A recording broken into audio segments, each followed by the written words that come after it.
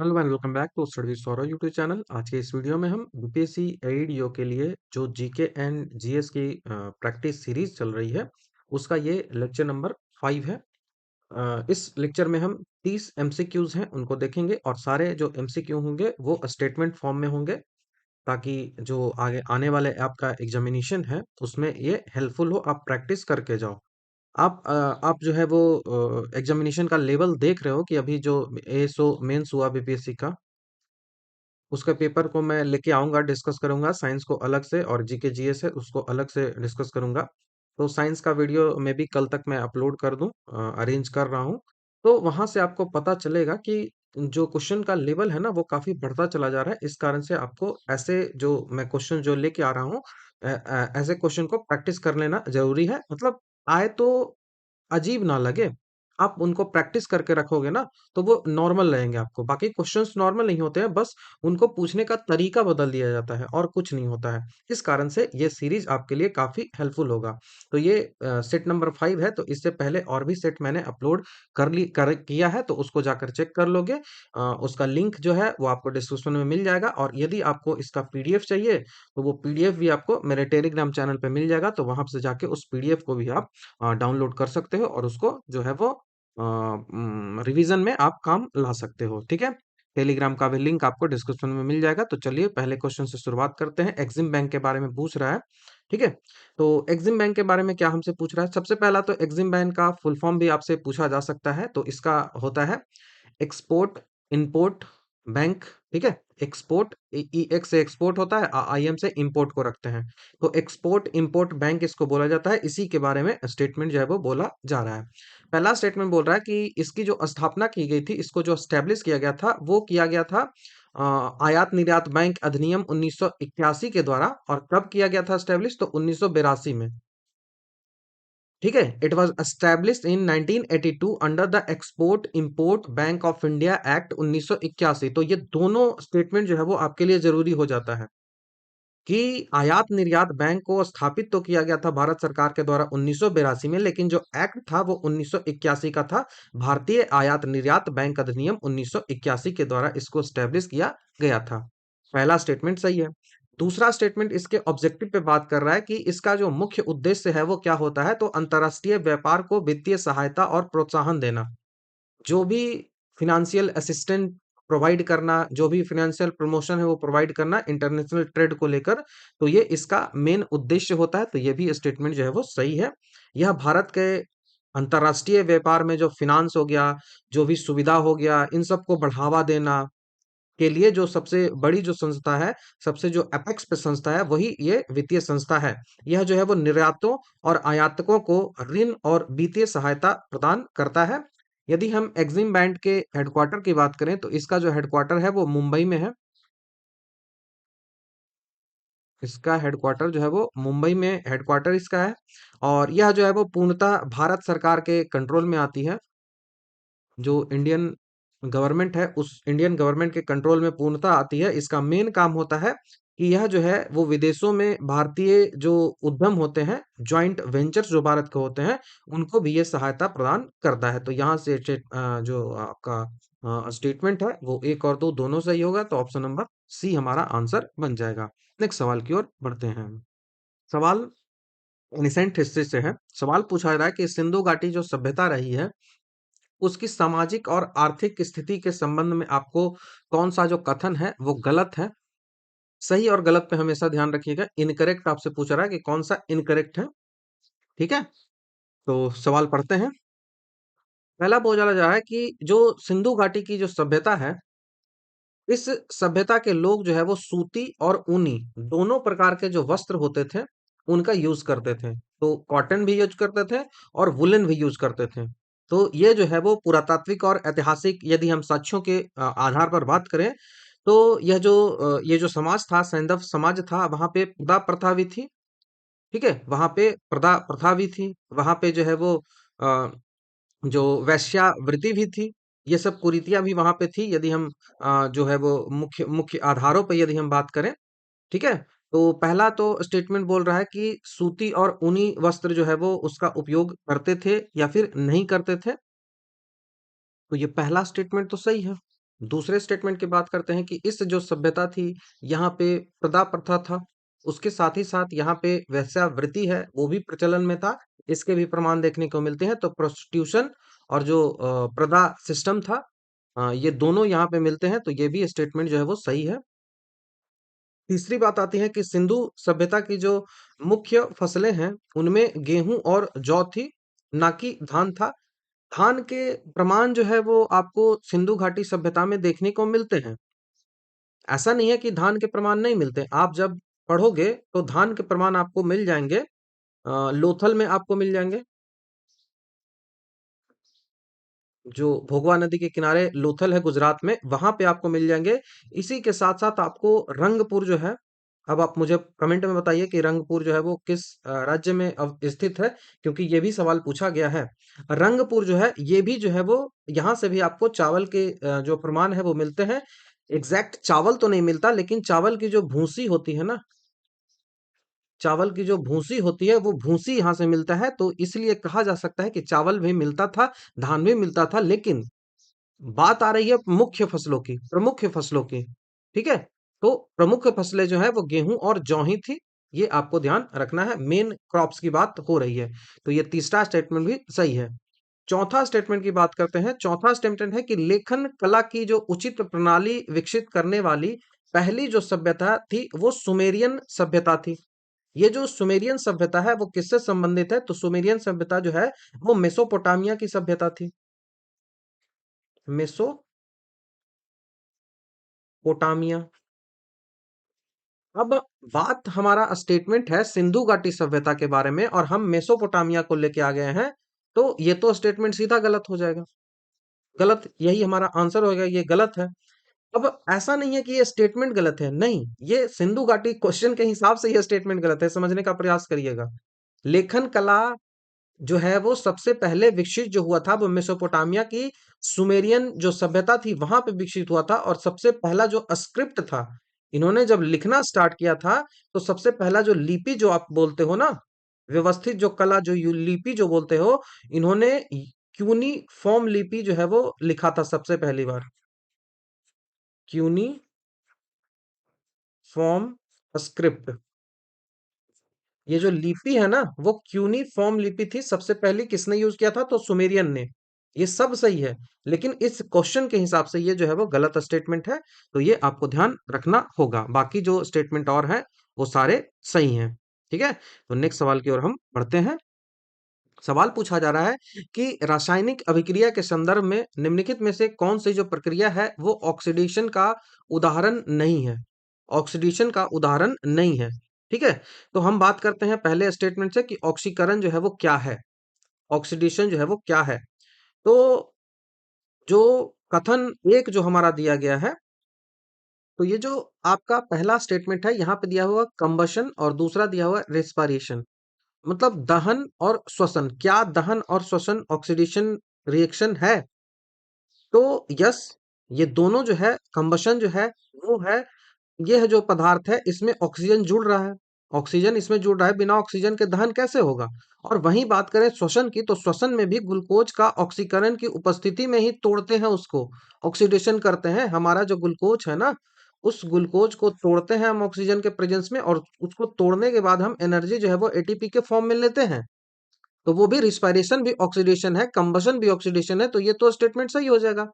दूसरा स्टेटमेंट है कि डाइजेशन ऑफ फूड, तो फूड का भी डाइजेशन करते हैं, वहां पे भी ऑक्सीडेशन जो है वो क्रिया होती है।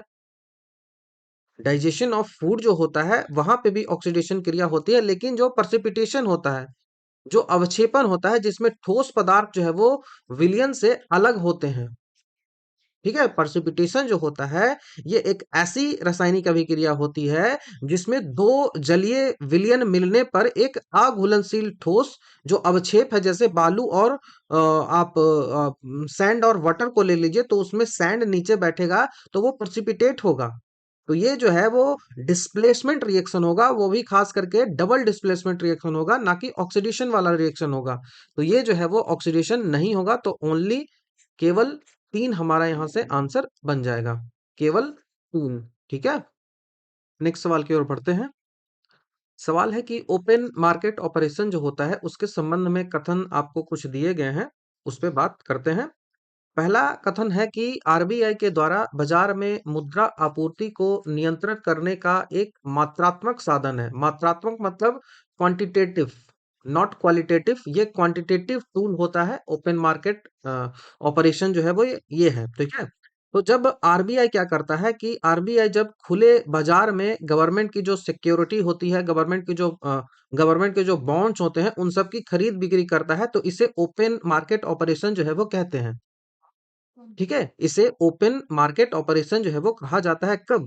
जब आरबीआई जो है वो गवर्नमेंट के जो भी सिक्योरिटी होते हैं, गवर्नमेंट के जो भी बॉन्ड्स होते हैं, उनका जब सेल परचेजेस करते हैं, तब वो ओपन मार्केट ऑपरेशन कहलाता है। तो इसके अंतर्गत जो है वो केंद्रीय बैंक द्वारा सरकारी बॉन्डों की खरीद एवं बिक्री की जाती है। तो दूसरा स्टेटमेंट तो मैंने बताया कि आपका सही है, दूसरा स्टेटमेंट तो सही है। लेकिन पहला स्टेटमेंट क्या है कि ये जो है वो क्वालिटेटिव टूल है?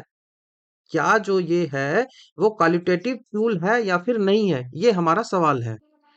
प्राथमिक जो साधन होता है, इसका सीधा सा मतलब क्या हुआ ना कि एक ऐसा टूल जिसके माध्यम से अर्थव्यवस्था में जो पैसा होता है ना, जो लिक्विडिटी होती है, उसको सीधा कंट्रोल किया जाता है।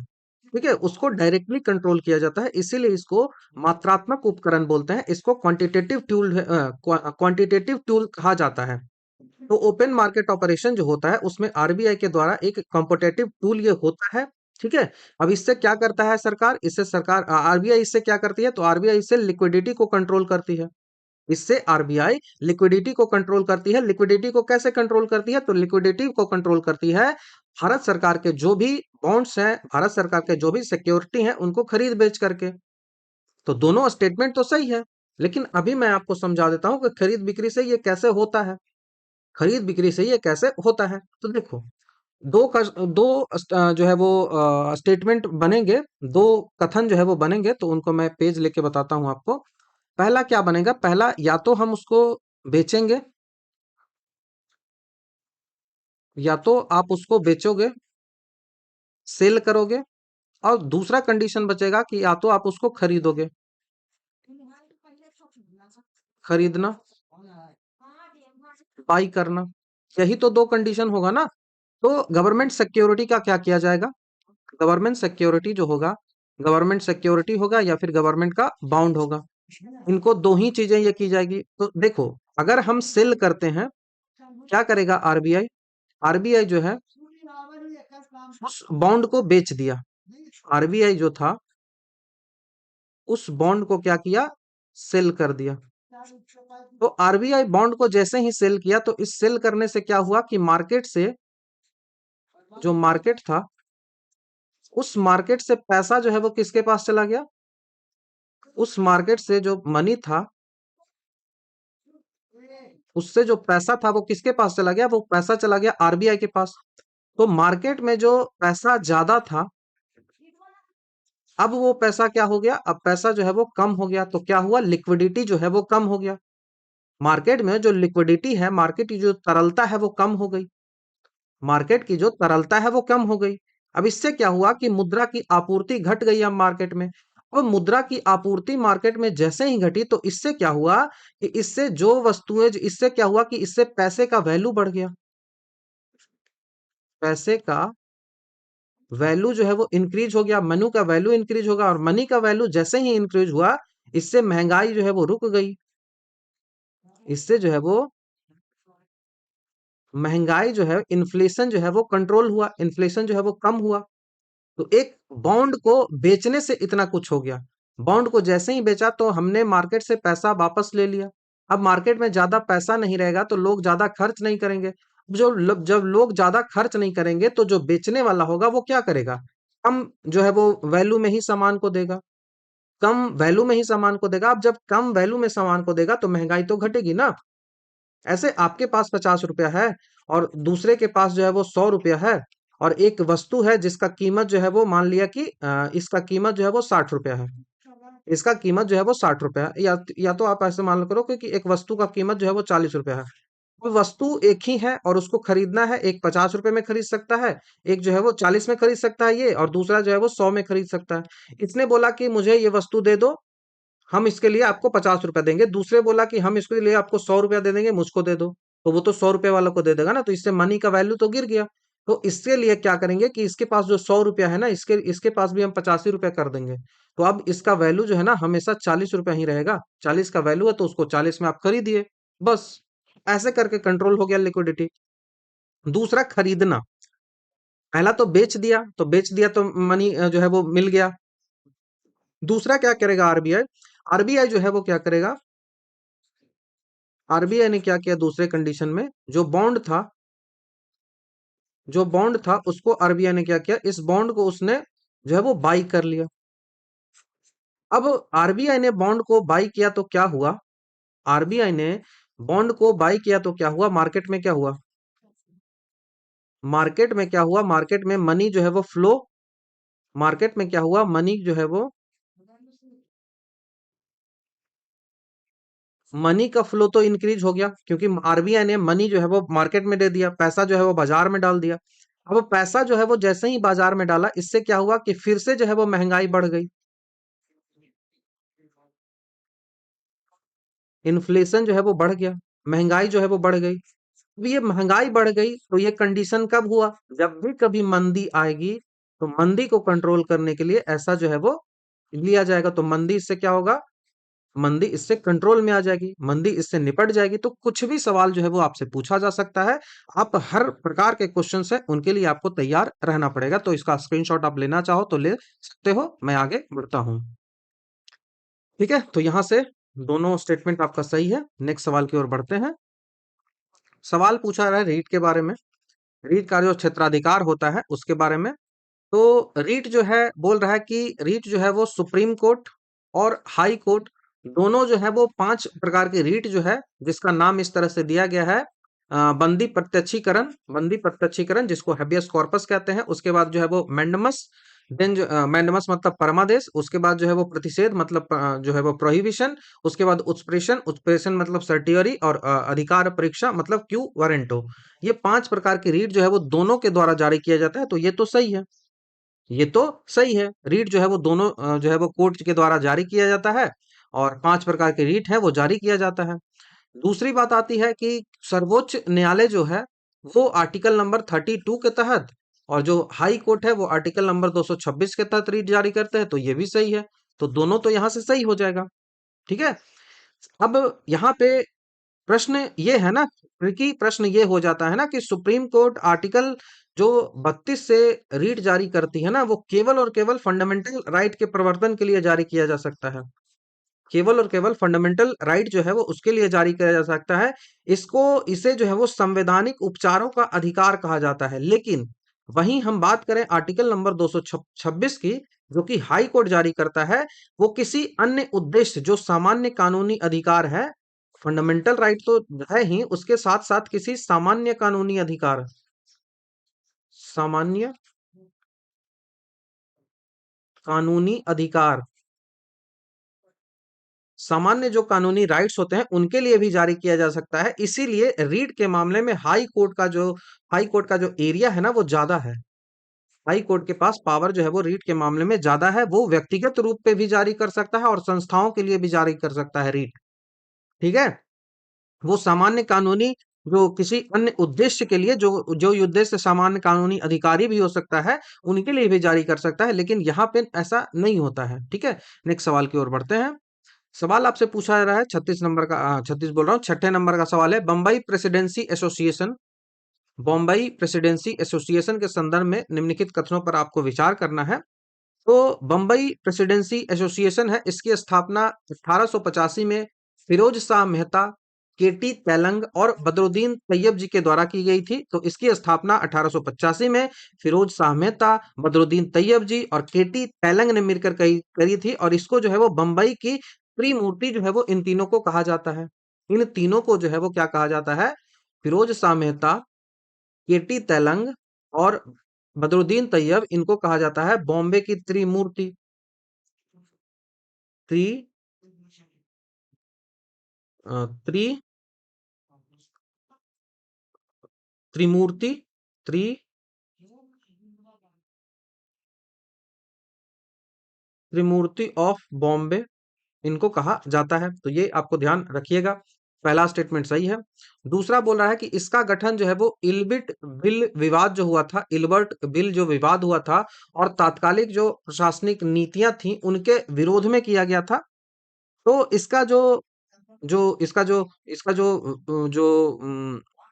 गठन किया गया था वो लिट्टन और रिपन की जो नीतियां थी ना, जो लिट्टन था, लॉर्ड लिट्टन और लॉर्ड रिपन, इनके जो रूल्स थे उन्हीं की प्रतिक्रिया स्वरूप जो है वो इसका किया गया था। और इसका मुख्य उद्देश्य क्या था कि काम जो है ना, इसका मुख्य जो है वो काम था कि जन जागरूकता फैलाना है और भारतीयों के राजनीतिक अधिकार है उनकी वकालत करना है। ठीक है, तो तात्कालिक प्रशासनिक नीतियों का विरोध करने के लिए किया गया था, इल्बर्ट बिल के विवाद जो था उसी के लेकर। तो ये दोनों स्टेटमेंट जो है वो सही है। तो सी हमारा हो जाएगा। नेक्स्ट सवाल की ओर बढ़ते हैं। सातवां है कि भारत छोड़ो आंदोलन जो है वो ऐतिहासिक संदर्भ में कौन कौन सी बातें हैं जो पूछी गई है, तो देखते हैं हम। पहला स्टेटमेंट बोल रहा है कि यह प्रस्ताव जो है वो भारत छोड़ो आंदोलन का जो प्रस्ताव है वो जवाहरलाल नेहरू के द्वारा जो है वो पेश किया गया था। तो 8 अगस्त 1942 को 8 अगस्त 1942 को बंबई का जो ग्वालियर टैंक मैदान था, वहां से जो अगस्त क्रांति है उसकी शुरुआत हुई थी। भारत छोड़ो आंदोलन को अगस्त क्रांति जो है वो कहा जाता है। और यह जो है वो यहीं पे ग्वालियर टैंक मैदान था, यहीं पे जो है वो कांग्रेस की अधिवेशन में इस जो है वो प्रस्ताव को मंजूरी भी मिली थी। ठीक है, और यह जो प्रस्ताव था, इसका ऐतिहासिक प्रस्ताव का जो मसौदा तैयार किया गया था, जो ड्राफ्ट तैयार किया गया था, ड्राफ्ट जो तैयार किया गया था, इस जो ड्राफ्ट वो ड्राफ्ट जो तैयार किया गया था जवाहरलाल नेहरू ने तैयार किया था।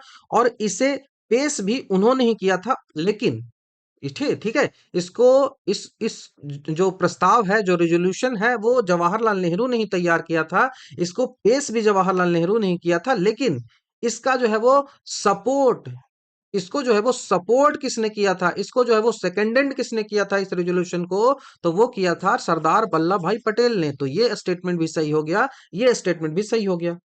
सरदार वल्लभ भाई पटेल ने इनको सपोर्ट किया था। ये आपको ध्यान रखना है। प्रस्ताव किसने बनाया था, तो जवाहरलाल नेहरू ने बनाया था। पेश भी किसने किया था, तो जवाहरलाल नेहरू ने ही पेश किया था। समर्थन किसने किया था, तो वल्लभ भाई पटेल ने समर्थन किया था। ठीक है, और गांधी जी ने यहीं पे करो और मरो का नारा दिया था। तो ये भी स्टेटमेंट सही हो जाएगा। ठीक है, तो ऑप्शन नंबर डी हमारा यहां से जाएगा। और इसको अगस्त क्रांति कहा जाता है। कब स्टार्ट हुआ था, 8 अगस्त 1942 को हुआ था। 8 अगस्त 1942 को हुआ था। अब इस स्टार्ट होने के बाद ही 9 अगस्त को क्या हुआ, 9 अगस्त को ऑपरेशन जीरो आवर चालू किया गया। पूछा जाता है एग्जामिनेशन में बहुत ज्यादा, operation zero hour. Operation zero hour के द्वारा जो भी नेता थे, उन सारे नेताओं को गिरफ्तार कर लिया गया था। और ये जो आंदोलन था वो केवल और केवल जनता के द्वारा चल रहा था। तो जन आंदोलन इसको कहा जाता है। इसका कोई एक नेता नहीं था। ये भी सवाल आपको एग्जामिनेशन में आएगा, तो आप इसको ध्यान रखिएगा। नेक्स्ट सवाल की ओर बढ़ते हैं। आविष्कार और आविष्कारकों के बारे में सवाल पूछा जा रहा है, तो देखते हैं कि कौन कौन सा जो है वो है। तो प्रिंटिंग प्रेस किसने एस्टेब्लिश किया था, तो प्रिंटिंग प्रेस जॉन गुटेनबर्ग ने एस्टेब्लिश किया था। तो जॉन गुटेनबर्ग ने प्रिंटिंग प्रेस जो है वो एस्टेब्लिश किया था। ये जॉन जो गुटेनबर्ग है, ये कहाँ का था, तो ये जर्मनी का था। ये जर्मनी का है। ठीक है, तो ये सही है। दूसरा है वो लेजर है। लेजर को आविष्कार जो है वो किसने किया था, तो थियोडोर मेमेन ने किया था। थियोडोर मेमेन ने। ठीक है, 1960 में पहला जो कार्यात्मक लेजर जो है वो इसने बनाया था, थियोडोर मेमेन ने। तीसरा जो आपको आता है, जो टाइपराइटर आप देखते हो, टाइपराइटर आप देखोगे तो वो टाइपराइटर होगा वो QWERTY वाला होगा। जो सबसे ऊपर वाला अक्षर है वो यही रहता है। तो ये जो टाइपराइटर है वो किसने, सोल्स ने बनाया था। ये जो टाइपराइटर है वो जो है वो क्रिस्टोफर लैथम सोल्स ने बनाया था। तो क्रिस्टोफर लैथम सोल्स ने। तो ये भी सही, ये भी सही, ये भी सही। चौथा स्टेटमेंट क्या है कि मशीन गन के बारे में पूछा रहा है कि मशीन गन जो है उसको किसने बनाया था, तो मशीन गन को बनाया था जेम्स पक्कल ने। जेम्स पक्कल ने इसको बनाया था। तो ये भी जो है वो सही है। ठीक है, तो चारों के चारों स्टेटमेंट यहां से सही हो जाते हैं। तो सभी 4 युग्म जो है वो आपका आंसर होगा। भक्ति आंदोलन के जो संतों हैं उनके संदर्भ में आपको कुछ-कुछ कथन दिए गए हैं और उसके बारे में देखना है कि क्या-क्या सही है। पहला है कि चैतन्य महाप्रभु और उनके जो अनुयायी थे, वो कृष्ण और विष्णु का अवतार मानते थे। ठीक है? चैतन्य महाप्रभु जो थे, उनको कहा जाता था कि उनके जो अनुयायी थे, उनका कहना था कि ये विष्णु और ये जो कृष्ण है, जो विष्णु है, इन्हीं के अवतार हैं। तो चैतन्य महाप्रभु जो कि जो 1486 से लेकर 1534 के आसपास का इनका समय रहा है। तो ये 15वीं या 15वीं से 14 15वीं 16वीं शताब्दी के ये रहे हैं। उनके जो अनुयायी थे जिनको गौंडीय वैष्णव कहा जाता है, ऐसे लिख लो, सवाल जो है वो पूछा जाएगा। इनको बोला जाता है गैंडीय, ठीक है? इनको बोला जाता है गैंडीय वैष्णव संप्रदाय, गैंडीय वैष्णव संप्रदाय। यह जो संप्रदाय है, इनके अनुयायी को यही संप्रदाय जो है वो कहा जाता था चैतन्य महाप्रभु के। ये भगवान कृष्ण और कहीं-कहीं पे राधा जो कृष्ण है, इनके संयुक्त अवतार के रूप में माने जाते हैं और वे जो थे वो विष्णु के उपासक थे। तो इनको माना तो जाता है, तो ये स्टेटमेंट तो सही है। दूसरा स्टेटमेंट कि उन्होंने गौड़ीय वैष्णववाद की स्थापना की और कीर्तन परंपरा को लोकप्रिय बनाया, तो ये भी जो है वो स्टेटमेंट सही है। इन्होंने ईश्वर की भक्ति के लिए जो सामूहिक भजन, गायन और नृत्य का जो संकीर्तन होता है ना, इनकी प्रथा को लोकप्रिय इन्होंने नहीं बनाया था। जो इस्कॉन अभी करता है ना, वो यहीं से आया है। ठीक है? उन्होंने बंगाल और उड़ीसा में जो वैष्णव धर्म का प्रचार भी इन्होंने किया था। तो दोनों स्टेटमेंट सही हो जाएगा। नेक्स्ट स्टेटमेंट की बात करते हैं। नेक्स्ट सवाल पूछा जा रहा है कि दर्पण के द्वारा प्रतिबिंब निर्माण के भौतिक सिद्धांतों के संदर्भ में कौन सा कथन जो है वो सत्य है?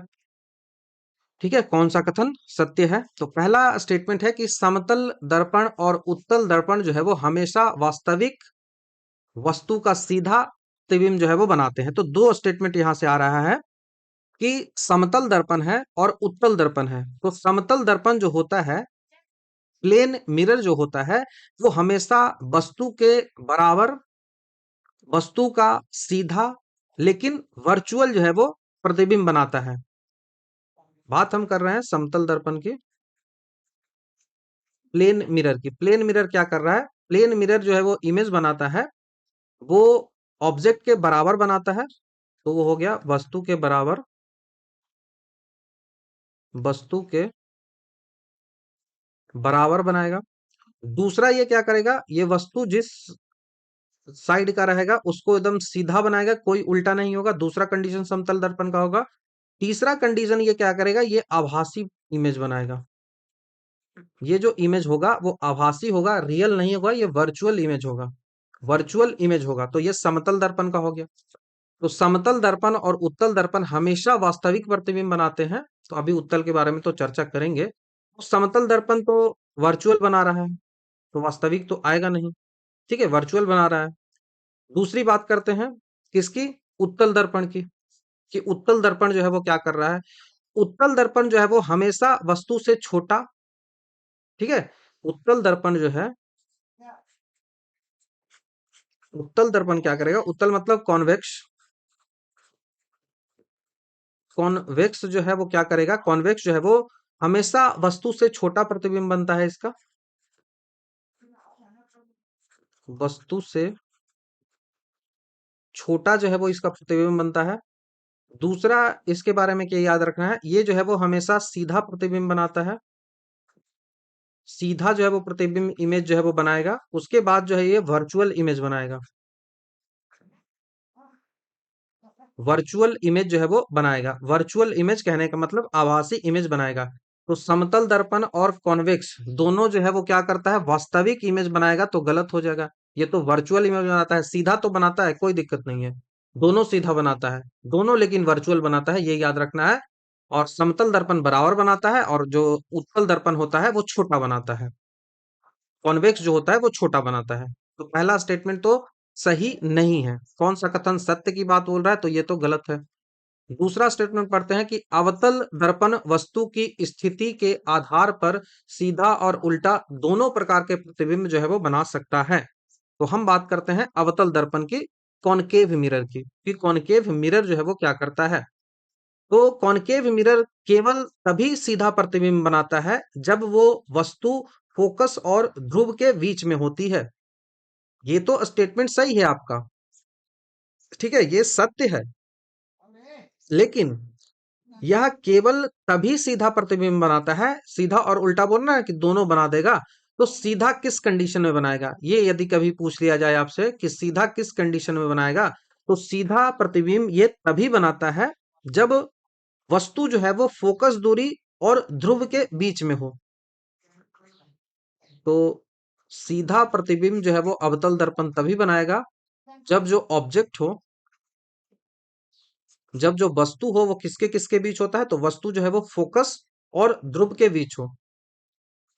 वस्तु जो है वो फोकस और पोल जो है इनके बीच जब रहता है तभी ये बनेगा, ये आपको ध्यान रखना है। और जो भी स्थितियां और सारी स्थितियां होगी वहां पे वो उल्टा ही प्रतिबिंब बनाता है, वहां पे भी उल्टा ही बनाता है। तो कभी आगे पूछा जाए कि सीधा कब बनाएगा, तो जब ऑब्जेक्ट जो है वो फोकस और पोल के बीच में होगा तभी बनाएगा। तो निष्कर्ष क्या निकलता है, निष्कर्ष आप यहां से निकाल सकते हो कि केवल समतल दर्पण और उत्तल दर्पण ही ऐसा है जो हमेशा सीधा प्रतिबिंब बनाता है। ठीक है, तो ये यहाँ से ओनली टू हमारा आंसर होगा, केवल दो, क्योंकि हमसे पूछा है कि कौन सा सत्य है।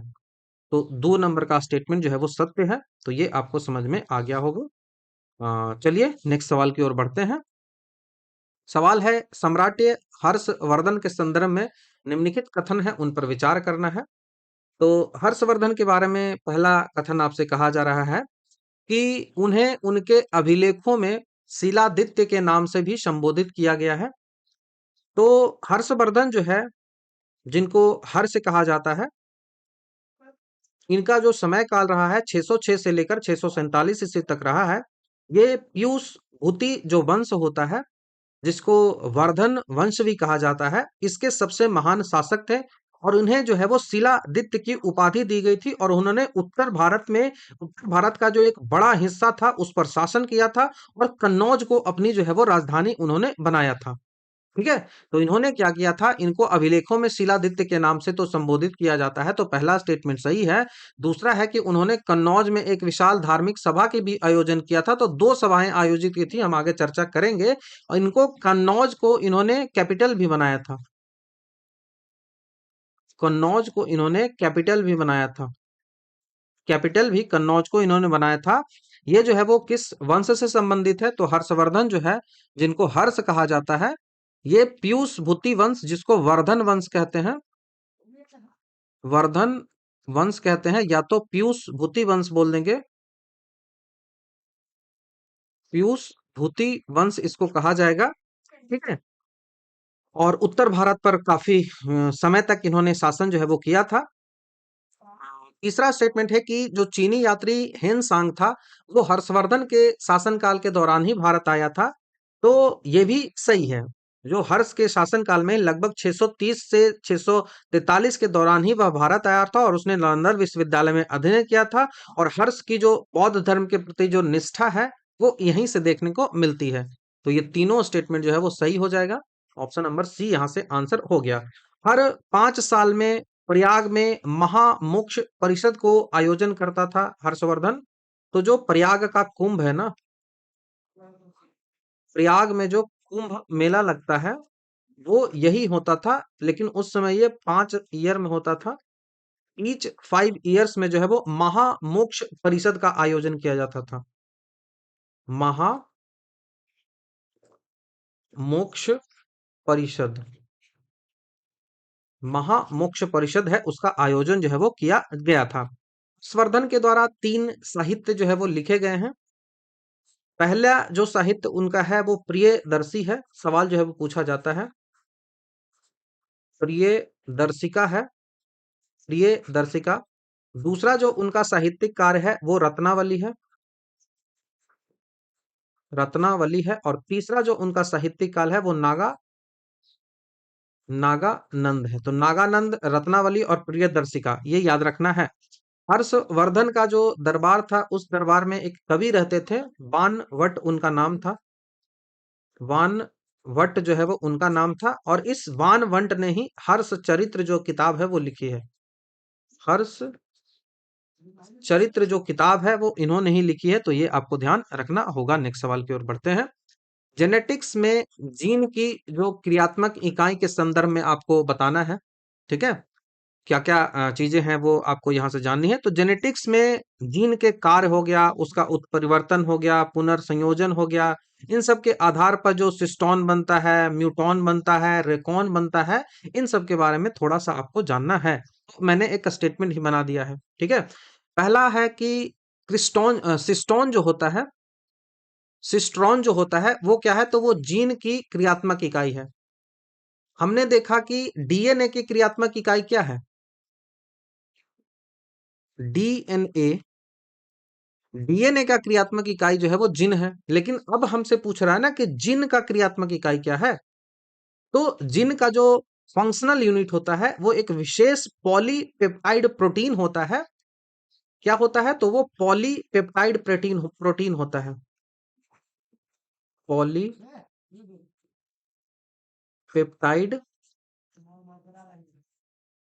प्रोटीन होता है। अब ये पॉलीपेप्टाइड प्रोटीन होता है, वो पॉलीपेप्टाइड प्रोटीन है जो कि सिंथेसिस के लिए कोड जो है वो तैयार करती है, और उसको क्या बोला जाता है, तो उसको जो है वो सिस्ट्रॉन कहा जाता है। उसको जो है वो सिस्ट्रॉन बोला जाता है। तो सिस्ट्रॉन क्या है, सिस्ट्रॉन एक पॉलीपेप्टाइड का प्रोटीन है जो कि क्या करता है, ये जो है वो पॉलीपेप्टाइड के संश्लेषण के लिए कोड जो है वो तैयार करती है। तो इनके लिए जो है वो कोड का फॉर्मेशन ये करती है। तो ज्यादा डिटेल में तो नहीं जाना है, लेकिन ये पता होना चाहिए कि ये जो सिस्टोन है ये क्या है, ये फंक्शनल यूनिट है ऑफ जीन। जीन का फंक्शनल यूनिट जो है वो सिस्टोन है। ये तो समझ में आ गया। उसके बाद जो है वो म्यूटॉन की बात आती है कि म्यूटॉन जो है वो क्या है। म्यूटॉन बोल रहा है कि यूनिट ऑफ म्यूटेशन है। तो जिनका वैसा सूक्ष्मतम भाग, एक वैसा सूक्ष्मतम पार्ट जो कि उत्परिवर्तन करता है, उत्परिवर्तन मतलब म्यूटेशन हो सकता है, वही जो है वो म्यूटॉन बोलते हैं। तो ये भी सही हो गया, ये भी सही हो गया। ये एक न्यूक्लियोटाइड जोड़े जितना छोटा हो सकता है। ठीक है, ये न्यूक्लियोटाइड जो जोड़े हैं उनसे भी छोटा हो सकता है। तो आपको म्यूटॉन के बारे में याद रखना है कि जीन का सबसे स्मॉलेस्ट पार्ट है, वह सूक्ष्मतम पार्ट है जो कि म्यूटेशन कर सकता है, जो म्यूटेशन कर सकता है। तो ये सही हो गया। तीसरा रेकॉन आता है। रेकॉन के बारे में भी जान लेते हैं कि रेकॉन क्या है। तो रेकॉन क्या होता है, तो रेकॉन रिकॉम्बिनेशन में जो पार्टिसिपेट करता है, जिनका वह सबसे छोटा पार्ट जो रिकॉम्बिनेशन में जो है वो पार्टिसिपेट करता है। तो जो वह छोटा इकाई जो रिकॉम्बिनेशन में भाग लेता है, रिकॉम्बिनेशन में पुनर्संयोजन में भाग लेता है, उसको रेकॉन कहते हैं।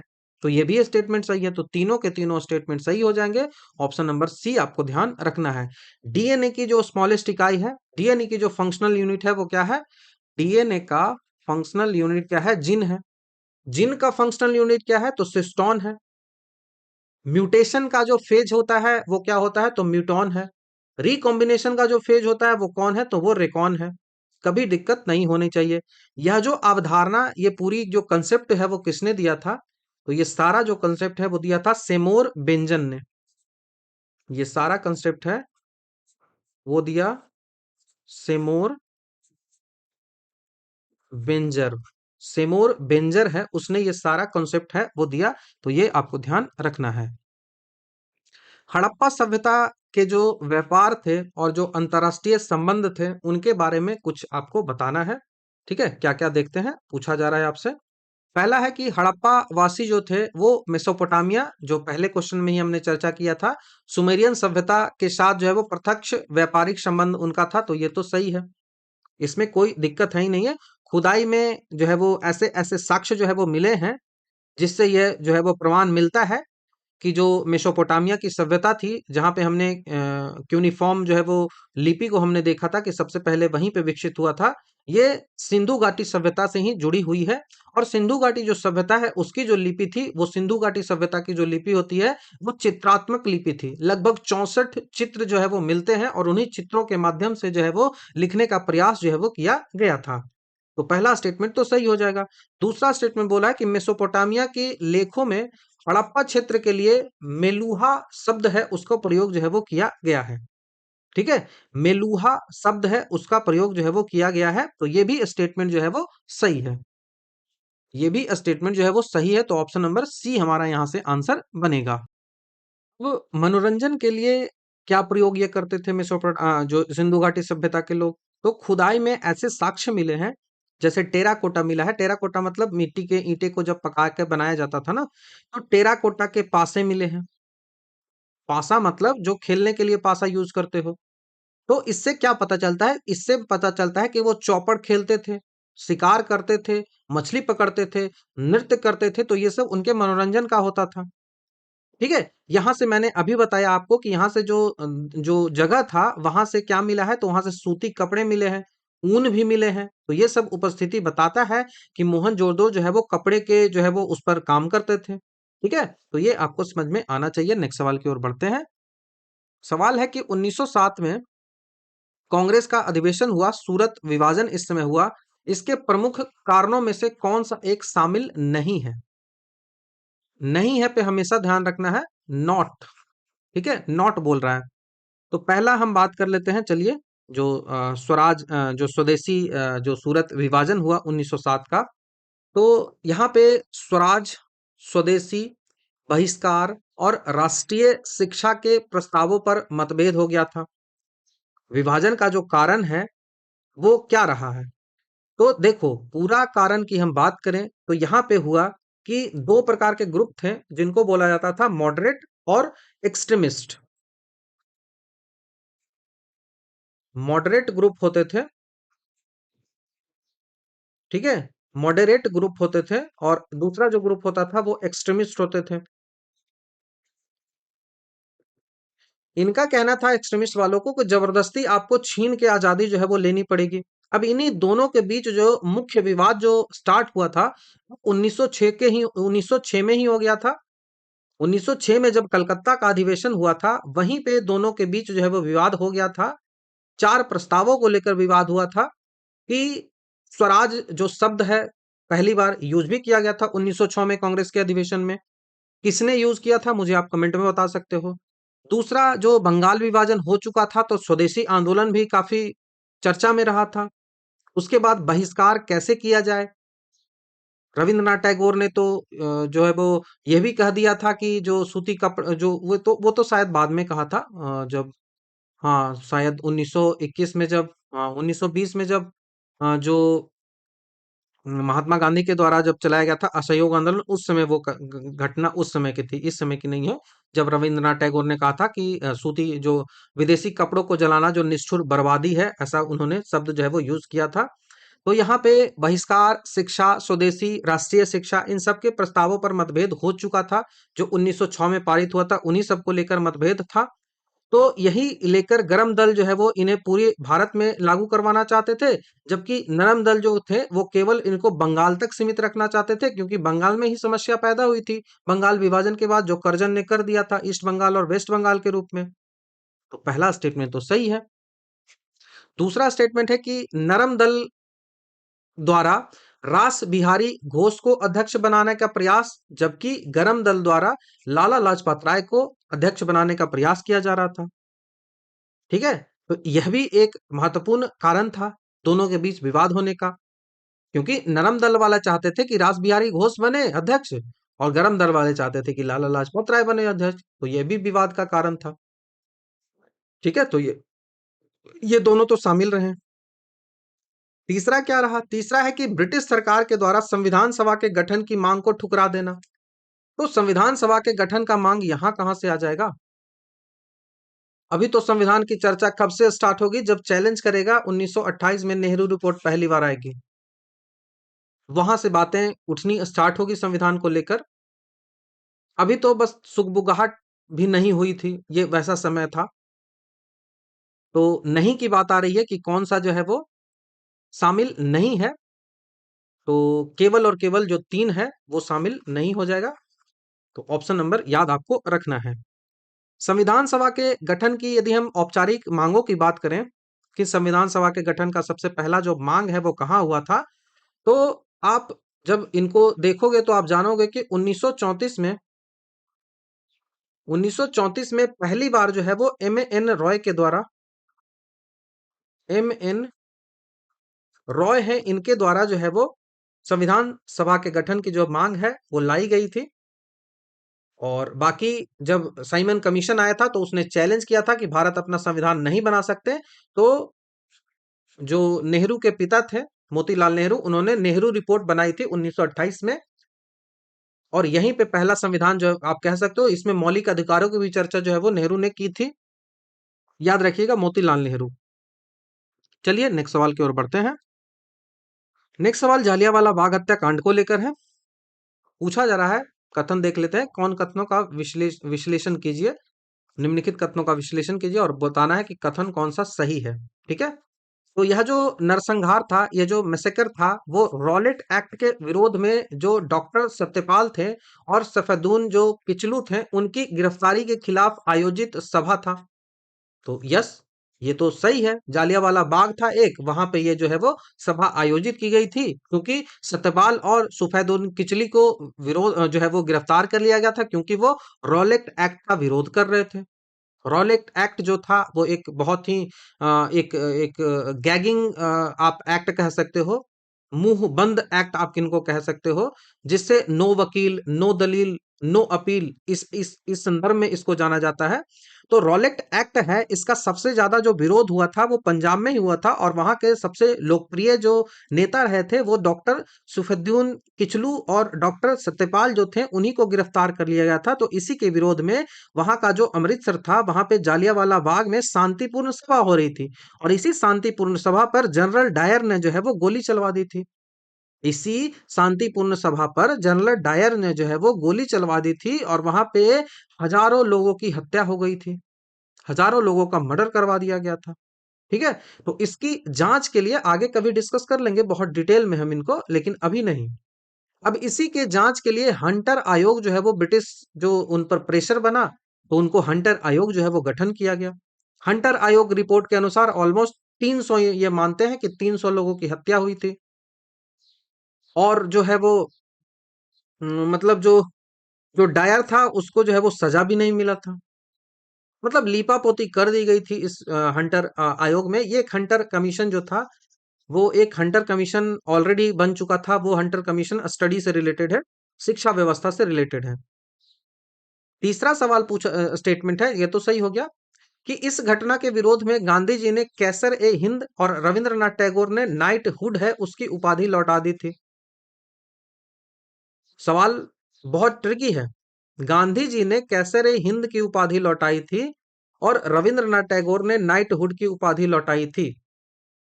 तो इस हत्या को लेकर रविंद्रनाथ टैगोर ने नाइटहुड की उपाधि, मतलब अपने आगे ये सर लगा सकते थे, सर रविंद्रनाथ टैगोर लगा सकते थे, इन्होंने लौटा दिया।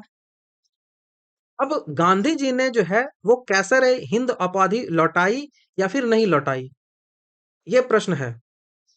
उसी के साथ साथ जो शंकर नायर जो थे, उन्होंने वायसराय की जो कार्यकारिणी परिषद था, वहां से उन्होंने इस्तीफा दे दिया था। शंकर नायर ने, किसने? शंकर नायर ने जो है वो वायसराय की कार्यकारिणी परिषद था, वहां से इस्तीफा दिया था। ध्यान रखना है। तो ये गांधी ने जो केसर हिंद की उपाधि लौटाई थी, इस बारे में थोड़ा सा हम बात करते हैं, चर्चा करते हैं। ये उपाधि उन्होंने 1920 में लौटाई थी। 1920 में ये उपाधि उन्होंने लौटाई थी। ठीक है। उपाधि लौटाने का जो वर्ष रहा है वो 1920 रहा है। एग्जैक्ट मैं बात करूं तो 2 अगस्त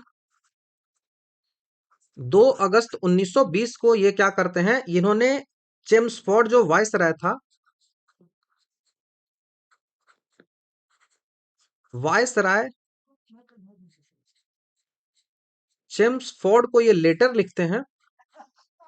जेम्स फोर्ड को पत्र लिखते हैं और पत्र लिखने के माध्यम से अपना जो ब्रिटिश राज के जो दौरान उनको ये उपाधि मिली थी, सर्वोच्च सम्मान पदक जो मिला था, इनको उन्होंने लौटाया था। तो सवाल उठता है कि गांधी को ये पदक आखिर क्यों मिला? गांधी को ये पदक जो है वो आखिर क्यों मिला और कब मिला? तो ये पदक उनको 1915 में मिला था। 1915 में मिला था जब वो साउथ अफ्रीका में थे। साउथ अफ्रीका में जो एम्बुलेंस सेवा उन्होंने दी थी, साउथ अफ्रीका में, दक्षिण अफ्रीका में एम्बुलेंस सेवा के लिए, एम्बुलेंस जो सर्विस है, एम्बुलेंस जो सेवा है, उनके लिए ये केसर ए हिंद की उपाधि इनको दी गई थी। और ये उपाधि उन्होंने जालियांवाला बाग हत्याकांड और जो खिलाफत आंदोलन के जो समय जो दमन हो रहा था, उन दोनों को मिलाकर आप इनको रख सकते हो। ऐसा नहीं है कि केवल और केवल जालियांवाला बाग हत्याकांड रखो, नहीं, स्पेसिफिक ऐसा नहीं हो सकता। रविंद्रनाथ टैगोर को आप स्पेसिफिक मान लोगे, जालियांवाला बाग के समय उन्होंने लौटाया था, लेकिन गांधी के लिए मानना पड़ेगा दोनों। गांधी के लिए जालियांवाला बाग और खिलाफत आंदोलन दोनों लेके चलना पड़ेगा, और यही खिलाफत आंदोलन आगे चल के असहयोग आंदोलन में भी परिवर्तित होता है। तो आप ये भी कह सकते हो कि असहयोग आंदोलन के समय गांधी जी ने लौटाया था इसको। बहुत ट्रिकी जो है वो प्रश्न हो जाता है, ऐसे जब प्रश्न आते हैं तो ऑप्शन के हिसाब से आपको देखना पड़ता है कि कौन सा कथन जो सही है और कौन सा कथन सही नहीं है। चूंकि अब दोनों एक साथ चल रहा है तो हम मान लेंगे कि तीनों के तीनों कथन जो है वो सही है। तीनों के तीनों कथन सही है ऐसा हम मान लेंगे, क्योंकि जब डिटेल्स आप देखोगे तो आपको पता चलेगा कि केसर हिंद की जो लौटाने का प्रोसेस था, वो जालियांवाला बाग भी था, खिलाफत आंदोलन भी था, और असहयोग आंदोलन भी था, क्योंकि असहयोग और खिलाफत तो एक ही साथ चल रहा था, दोनों एक दूसरे से मिलकर चल रहे थे। तो अभी के लिए तो हम इसको आंसर लेके चलेंगे कि लेकिन कभी भी ऐसा साथ में यदि ना दे, रविंद्रनाथ टैगोर ना दे, तो आपको ध्यान रखना है कि केसर हिंद की उपाधि जो है वो लौटाया जो गया था, वो तीनों के समय लौटाया गया था। ध्यान आपको ये भी रखना है कि यदि पूछा जाए कि ये 1915 में उपाधि मिला एम्बुलेंस सेवा के लिए, क्या ये उपाधि किस लिए मिला था, तो एम्बुलेंस सेवा कब? तो एम्बुलेंस सेवा एक युद्ध हुआ था अंग्रेजों का, और उस युद्ध को बोला जाता था बोअर का युद्ध। बोअर युद्ध, यह जो युद्ध था वो हुआ था 1899 से लेकर, यह जो युद्ध हुआ था वो 1899 से लेकर 1902 तक चला था। और इसी युद्ध में जो है वो सैनिक होते थे, उनकी हेल्प की थी गांधी जी ने, एम्बुलेंस से चिकित्सीय सहायता दी थी। इस कारण से इनको ये उपाधि जो है वो किसने दिया था, तो ये उपाधि लॉर्ड हार्डिंग द्वितीय के द्वारा दिया गया था। हार्डिंग, हार्डिंग सेकंड है, उसके द्वारा ये जो है वो उपाधि दिया गया था, 1915 में दिया गया था। जेम्स फोर्ड को पत्र लिखकर इन्होंने जो इस उपाधि है उसको हटा दिया था। कब हटाया था, तो खिलाफत आंदोलन के जब उन पर दमन किया जाने लगा तब हटाया था। तो ये बहुत इंपॉर्टेंट बात है, केसर ए हिंद की जो उपाधि है ये कभी भी आपको अलग मिले कि जालियांवाला बाग हत्याकांड के दौरान लौटाया था, तो ऐसा नहीं था। तीनों को मिलाजुला कर आप कह सकते हो, कई किताबों में ऐसे मिलता है, लेकिन कभी भी एग्जैक्ट पूछा जाए ना, कभी भी एग्जैक्ट पूछा जाए तो आपको याद रखना है कि जालियांवाला बाग हत्याकांड के समय केसर हिंद की उपाधि नहीं लौटाई गई थी। लेकिन चूंकि हमारा क्वेश्चन इस प्रकार का है जहां पे नाइटहुड रविंद्रनाथ टैगोर वाला दिया हुआ है, तो हम मान के चल सकते हैं, क्योंकि दोनों एक दूसरे से मिलते जुलते हैं। ठीक है, दोनों एक दूसरे से मिलते जुलते हैं। तो इसी चूंकि नरसंहार जो था ना वो मिलता जुलता था, एक ही समय जो है वो चल रहा था ये सब चीजें। ठीक है, तो ये आपको ध्यान रखना होगा। बहुत अच्छा जो है वो सवाल है।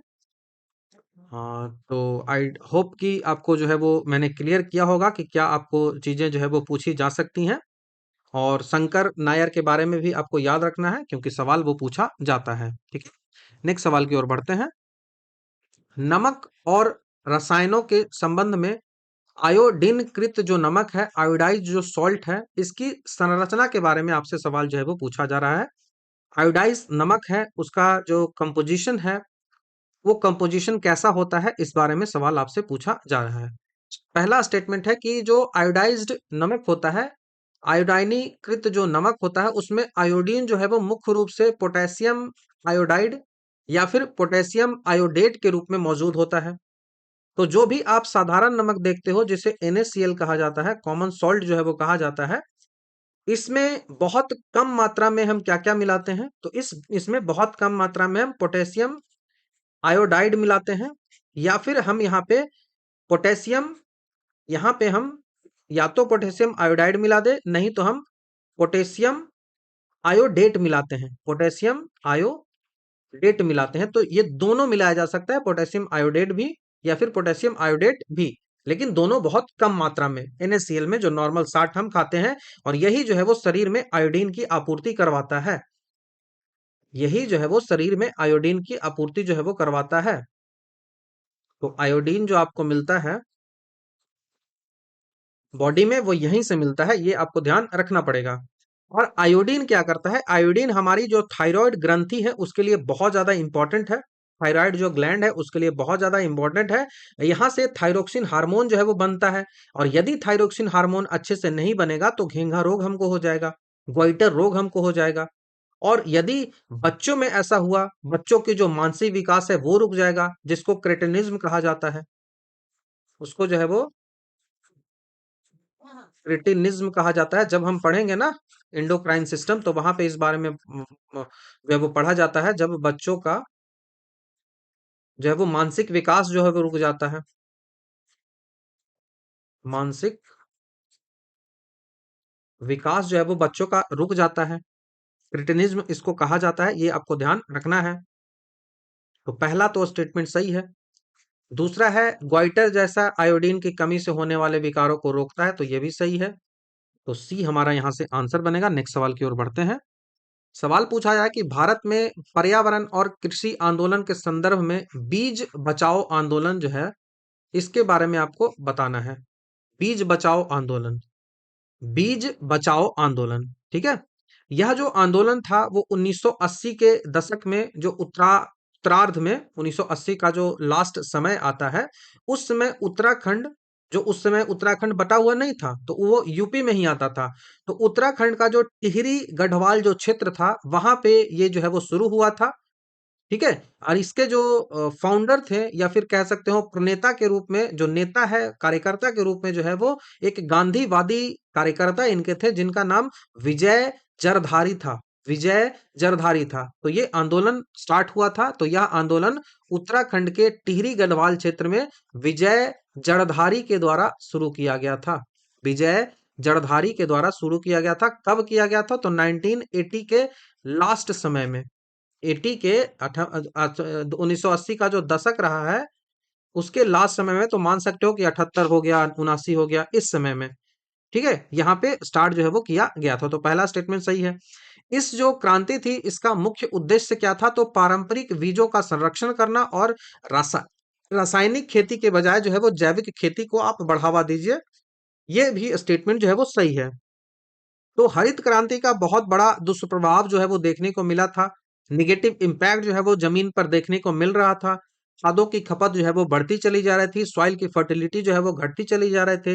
इस कारण से जो पारंपरिक बीजें हैं वो खत्म होती चली जा रही थी, ऑब्सलीट होती चली जा रही थी। इस कारण से पारंपरिक जो बीजें हैं, हाइब्रिड बीज बहुत ज्यादा आ रहा था। अब पारंपरिक बीजों का संरक्षण करना जरूरी था। पारंपरिक जो बीज के किस्म होते थे उनको बचाना जरूरी था। खेतों को रासायनिक खेतों से बचाना जरूरी था। रासायनिक जो खाद होते थे उनसे, पेस्टिसाइड है उनसे बचाना होता था। तो जैविक खेती की ओर बढ़ावा करना ही इसका मुख्य उद्देश्य था।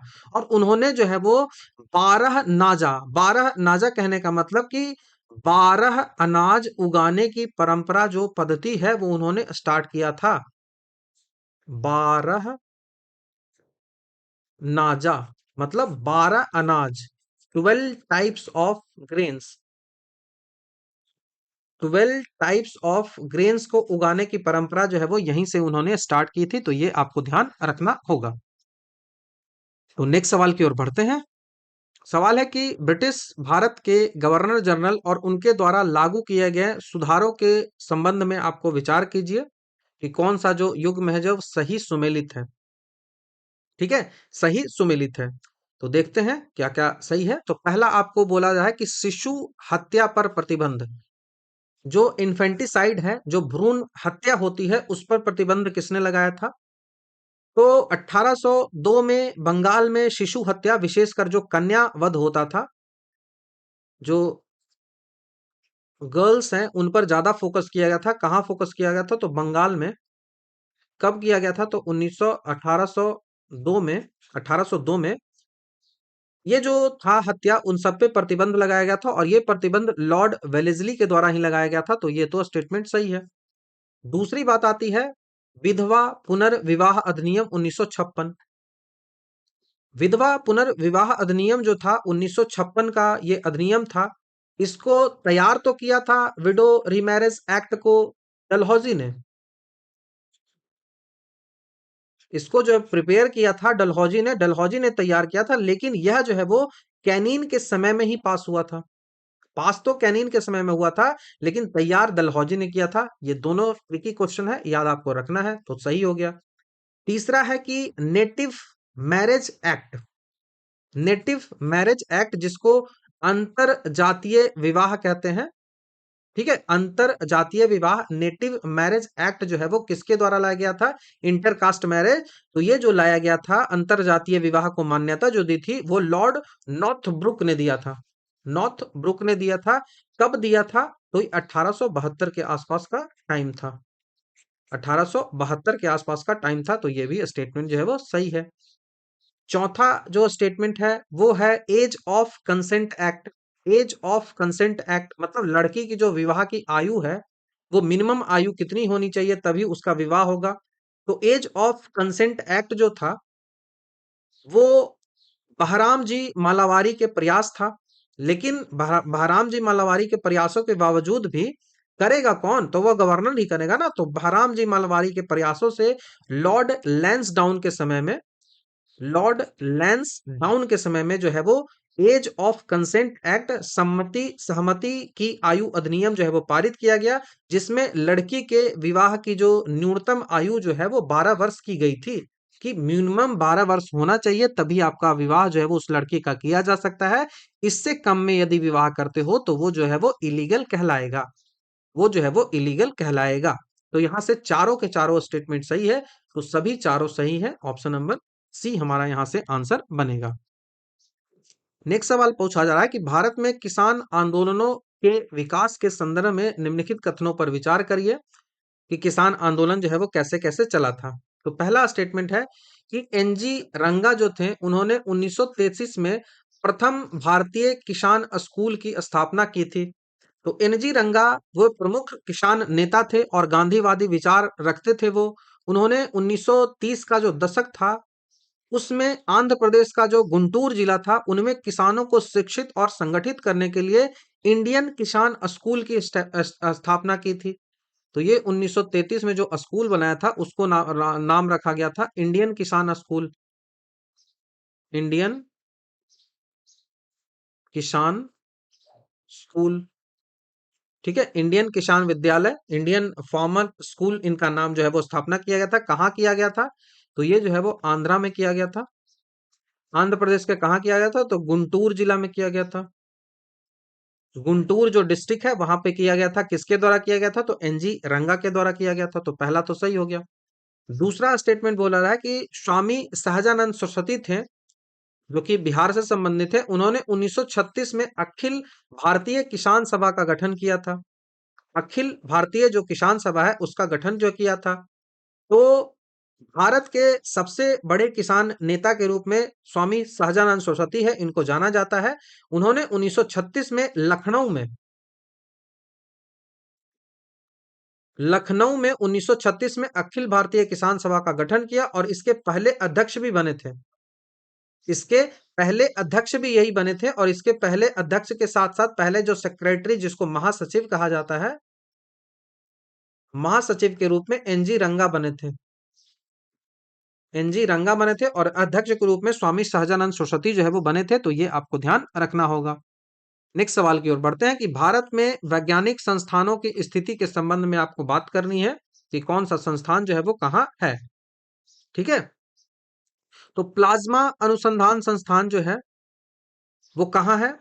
तो प्लाज्मा अनुसंधान संस्थान जो है वो गुजरात की राजधानी गांधीनगर, अहमदाबाद के पास है, वहीं पे ये स्थित है प्लाज्मा अनुसंधान संस्थान। तो गुजरात का जो गांधीनगर है वहां पे ये स्थित है। उसके बाद जो है वो आपसे पूछा रहा है कि टाटा मूलभूत अनुसंधान संस्थान, Tata institute of fundamental research जो है वो कहाँ है? तो टाटा इंस्टीट्यूट ऑफ फंडामेंटल जो रिसर्च है, वो रिसर्च कहाँ है? तो वो मुंबई महाराष्ट्र में है, तो ये भी सही है। भारतीय विज्ञान संस्थान जो है, आईआईएससी जो बोला जाता है, तो ये आईआईएससी बेंगलोर में ही है, तो ये भी सही है। तो तीनों के तीनों स्टेटमेंट जो है वो आपका सही है। ठीक है। भारत सरकार ने परमाणु ऊर्जा विभाग जो है वो बनाया है। ठीक है।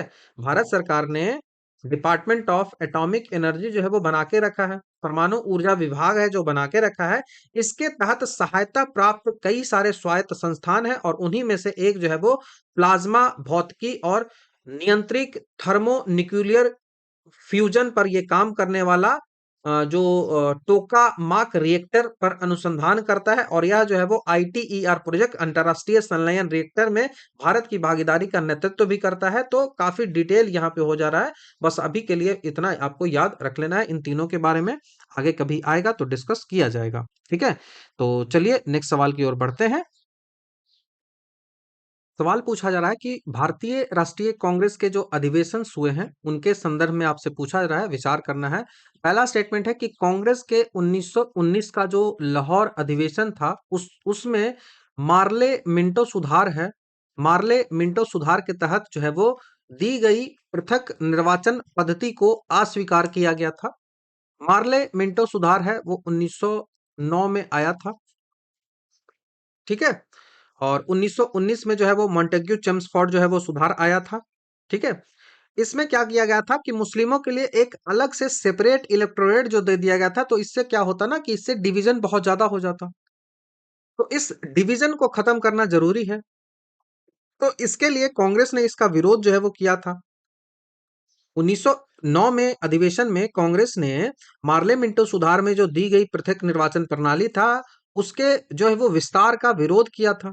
लेकिन इसे औपचारिक रूप से अस्वीकार करने की बात जो है वो पूरी तरह से सही आप नहीं कह सकते हो। ठीक है। पूरी तरीके से सही आप 1909 में इसको नहीं कह सकते हो, क्योंकि बाद में 1916 में लखनऊ समझौता होता है और उसमें कांग्रेस ने इसे स्वीकार कर लिया था। 1916 में लखनऊ अधिवेशन आपको पता है। उस 1916 के लखनऊ अधिवेशन में तो कांग्रेस ने एक्सेप्ट किया था इसको। तो पहले तो 1909 में इसको अस्वीकार किया गया था, लेकिन बाद में इसको जो है वो एक्सेप्ट कर लिया गया था। तो बात आपको ये समझनी है कि 1909 के अधिवेशन के जो मुख्य मुद्दे पर हम बात करें तो इनका जो है वो यहाँ पे इसको जो है वो विरोध किया गया था, इनको अस्वीकार किया गया था। लेकिन बाद में 1916 में इसको जो है वो क्या किया गया था, तो 1916 में इसको एक्सेप्ट किया गया था। तो ये अस्वीकार की बात हो रही है, तो सही है। 1909 में तो ऐसा ही हुआ था। दूसरा स्टेटमेंट है कि इस अधिवेशन की अध्यक्षता जो है वो पंडित मदन मोहन मालवीय के द्वारा किया गया था। तो 1909 का जो कांग्रेस का अधिवेशन हुआ था वो लाहौर में हुआ था और इसकी अध्यक्षता पंडित मदन मोहन मालवीय ने की थी। तो ये भी सही है। तो ये दोनों स्टेटमेंट सही है, आपको ये ध्यान रखना होगा, इंपॉर्टेंट है। ठीक है, ये इंपॉर्टेंट है। और 1916 का अधिवेशन हमने बता ही दिया कि क्या इंपॉर्टेंट रखता है वो। वैश्विक परिस्थितिकी और जैव विविधता के संदर्भ में, ग्लोबल इकोलॉजी एंड बायोडायवर्सिटी के संदर्भ में कुछ कथन दिए गए हैं, उन पे बात करते हैं। ठीक है। देखो, पृथ्वी का फेफड़ा बहुत इंपॉर्टेंट क्वेश्चन है, वो बार बार पूछा जाता है। देख लेते हैं। पहला स्टेटमेंट है कि अमेजन वर्षा वन को उसकी विशाल ऑक्सीजन उत्पादन क्षमता और जैव विविधता के कारण पृथ्वी का फेफड़ा जो है वो कहा जाता है। अमेजन जो वर्षा वन है, पहले तो बात आ गई कि अमेजन जो है वो विषुवत रेखा पे है, तो इस कारण से यहाँ पे पानी हमेशा पड़ते रहता है, क्योंकि सूर्य की किरणें जो है वो हमेशा यहाँ पे परपेंडिकुलर पड़ती है। इस कारण से यहाँ के जो वाटर होते हैं उन वाटर में बहुत ज्यादा जो है वो इवोपरेशन होता है, बहुत ज्यादा वाष्पीकरण होता है। वाष्पीकरण होने के कारण जो है वो पानी यहाँ बहुत ज्यादा पड़ता है। जब पानी ज्यादा पड़ता है तो पेड़ पौधे यहाँ पे बहुत ज्यादा होते हैं। जब पेड़ पौधे यहाँ पे बहुत ज्यादा होते हैं तो यहाँ पे जीव जंतु बहुत ज्यादा होते हैं, तो बायोडाइवर्सिटी बहुत ज्यादा हो जाती है। बायोडाइवर्सिटी बहुत ज्यादा होती है। अब जब पेड़ पौधे ज्यादा है तो ऑक्सीजन भी बहुत ज्यादा देंगे, जैव विविधता भी बहुत ज्यादा होगी। तो इस कारण से अब कार्बन डाइऑक्साइड को ये ऑब्जर्व करेंगे, और ऑक्सीजन जो है वो देंगे, तो ये फेफड़े की तरह हमारा काम कर रहा है ना। जैसे हमारा फेफड़ा काम करता है वैसे ही तो ये भी काम कर रहा है। प्योर और इम्प्योर जो चीजें हैं वो उनको करता है हमारा फेफड़ा, तो यहाँ भी CO2 को ले ले रहा है, O2 को बाहर फेंक रहा है। इसी कारण से इसको पृथ्वी का फेफड़ा कहते हैं। तो ऑप्शन नंबर ए तो जो है वो सही हो जाएगा। लंग्स ऑफ द अर्थ इसको कहा जाता है। अमेजन वर्षा वन है वो लगभग दुनिया का, वर्ल्ड का 20% जो ऑक्सीजन जो है वो आपको इसी वन से मिलता है। 20% ऑक्सीजन का प्रोडक्शन जो है वो यही करता है। यह जो वन है वो मुख्य रूप से दक्षिण अमेरिका जो महाद्वीप है उसके अमेजन बेसिन है वो उसमें अवस्थित है। तो ये भी सही है। ठीक है, ये वन दक्षिण अमेरिका अमेजन बेसिन में 9 देश हैं उसमें शामिल है, और मुख्य रूप से ब्राजील ही इसमें सबसे ज्यादा है। ब्राजील में लगभग 60% जो अमेजन वन है वो ब्राजील में ही आता है। तो यहाँ से दोनों स्टेटमेंट जो है वो सही हो जाएंगे। जैव विविधता जो है जहाँ यहाँ दुनिया की जो ज्ञात प्रजातियों की बात करें तो लगभग 10% जो है वो यहीं पे होता है। नदी की बात करें तो अमेजन नदी जो है वो उसी नदी के किनारे ये पूरा बसा हुआ है। आपने कई मूवी में देखा होगा, एनाकोंडा देखा होगा तो वो ये इसी मूवी का है। इसी एरिया का है। अमेजन नदी आयतन के हिसाब से दुनिया का सबसे जो है वो बड़ी नदी है। और सबसे लंबी नदी की बात करें तो जो है वो नाइल नदी होगी। और सबसे ज्यादा वाटर की बात करें, सबसे ज्यादा डेंसिटी की बात करें तो सबसे ज्यादा वाटर डेंसिटी जो है वो इसी नदी के पास होता है। नेक्स्ट सवाल की ओर बढ़ते हैं। सिंधु घाटी सभ्यता के भौगोलिक विस्तार के संदर्भ में चोलिस्तान जो है उस शब्द का प्रयोग जो किया गया है, चोलिस्तान शब्द का प्रयोग, तो इस बारे में थोड़ा सा बात करते हैं कि क्या ये है चोलिस्तान जो क्षेत्र है इसके बारे में बात की गई है। पहला है कि चोलिस्तान शब्द का प्रयोग जो है वो थार रेगिस्तान से लगे हुए जो पाकिस्तान का रेगिस्तानी क्षेत्र है उसके लिए किया गया है। तो पाकिस्तान का जो पंजाब प्रांत है, खास करके बात करें तो बहावलपुर, उसमें थार रेगिस्तान से सटा हुआ जो रेगिस्तानी इलाका होता है उसी को जो है वो चोलिस्तान बोलते हैं। तो ये तो सही हो गया। चोलिस्तान जो शब्द है उसका प्रयोग थार रेगिस्तान से लगा हुआ पाकिस्तान का जो रेगिस्तानी क्षेत्र है, खास करके जो कौन सा पार्ट, तो पाकिस्तान का जो पार्ट होता है वो बहालपुर होता है। बहावलपुर का जो पार्ट है वो खास करके होता है, ये चोलिस्तान बोला जाता है। दूसरी बात है कि पुरातत्वविदों को चोलिस्तान के क्षेत्र में हड़प्पा संस्कृति की कई महत्वपूर्ण जो है वो पुरा स्थल जो है वो मिले हैं। तो ये तो स्टेटमेंट सही है ही। ये तो स्टेटमेंट सही है ही, तो ये आपको ध्यान रखना होगा। यह जो क्षेत्र होता है, जो चोलिस्तान क्षेत्र होता है, यहाँ पे जो यह क्षेत्र है, हरका नदी जो आप देखते हो ना, ये स्टेटमेंट जो है वो पूछा जाएगा कभी भी। हरका नदी जिसे सरस्वती नदी कहा जाता है, सरस्वती नदी के सूखे हुए मार्ग जो है वो यहाँ पे आपको दिखते हैं। यहाँ सिंधु सभ्यता के सैकड़ों स्थल जो है वो आपको देखने को मिलते हैं। विशेष करके जो परिपक्व हड़प्पा चरण है वो यहाँ पे खोजे गए हैं, जो कि पुरातात्विक दृष्टि से बहुत महत्वपूर्ण हो जाते हैं। तो नेक्स्ट सवाल की ओर बढ़ते हैं। नेक्स्ट सवाल बोला जा रहा है कि दलित उत्थान और नागरिक अधिकारों के लिए संघर्ष के संदर्भ में जो महाड़ सत्याग्रह है उसके बारे में आपको बताना है। ठीक है, महाड़ सत्याग्रह किसके लिए है, तो सबसे पहले बात आता है दलित उत्थान और नागरिक अधिकारों के लिए। महाड़ सत्याग्रह कॉन्टेक्स्ट क्या रख रहा है, तो दलित का अपलिफ्टमेंट और सिविल राइट्स के लिए। पहला स्टेटमेंट पढ़ते हैं। 1927 में डॉक्टर भीमराव अंबेडकर ने अछूतों को सार्वजनिक तालाब जो होता है, पब्लिक जो पौंड होता है, सार्वजनिक जो तालाब जिसको चवदार तालाब कहते हैं, पब्लिक जो टैंक आप कह सकते हो इसको अंग्रेजी में, वहां पे वहां से पानी पीने के अधिकार के लिए महाड़ सत्याग्रह जो है वो स्टार्ट किया गया था। तो महाड़ सत्याग्रह क्या है, तो इसको जो है वो 1927 में भीमराव अंबेडकर ने स्टार्ट किया था। किस लिए स्टार्ट किया गया था, तो जो सार्वजनिक तालाब होते थे जिसको चवदार तालाब कहा जाता है, वहां से पानी पीने के अधिकार के लिए स्टार्ट किया गया था। अब ये जो महाड़ क्यों नाम पड़ा, तो महाड़ सत्याग्रह इसलिए नाम पड़ा क्योंकि ये महाराष्ट्र का एक जो रायगढ़ जिला है, महाराष्ट्र का महाराष्ट्र का रायगढ़ जिला है, रायगढ़ जिला है, उसी रायगढ़ जिला में महाड़ एक शहर है। तो उसी महाड़ शहर से स्टार्ट हुआ था, इस कारण से इसको कहा जाता है महाड़ सत्याग्रह। पहला स्टेटमेंट तो सही हो गया, 1927 ध्यान आपको रखना है। दूसरा स्टेटमेंट है कि इसे भारत में के प्रथम नागरिक अधिकार आंदोलन में से एक माना जाता है। तो इसका लक्ष्य क्या था? इसका लक्ष्य तो था कि जो सार्वजनिक चावादार जो तालाब होता है उससे पानी पीने का अधिकार मिल जाए, जिसे ऊंची जाति ने प्रतिबंध करके रखा हुआ था। ठीक है, जिसे ऊंची जाति ने प्रतिबंध करके रखा हुआ था, तो ये तो आपको ध्यान रखना है। तो इसको माना जाता है कि ये प्रथम नागरिक अधिकार आंदोलन में से एक माना जाता है इसको, तो ये भी सही है। नागरिक अधिकारों को लेकर ये आंदोलन जो है वो इस तरह से है, तो दोनों स्टेटमेंट आपको ध्यान रखना है। इस आंदोलन के दौरान ही 1927 में अंबेडकर ने मनुस्मृति को जलाया था। तो कभी भी पूछा जाए कि मनुस्मृति को,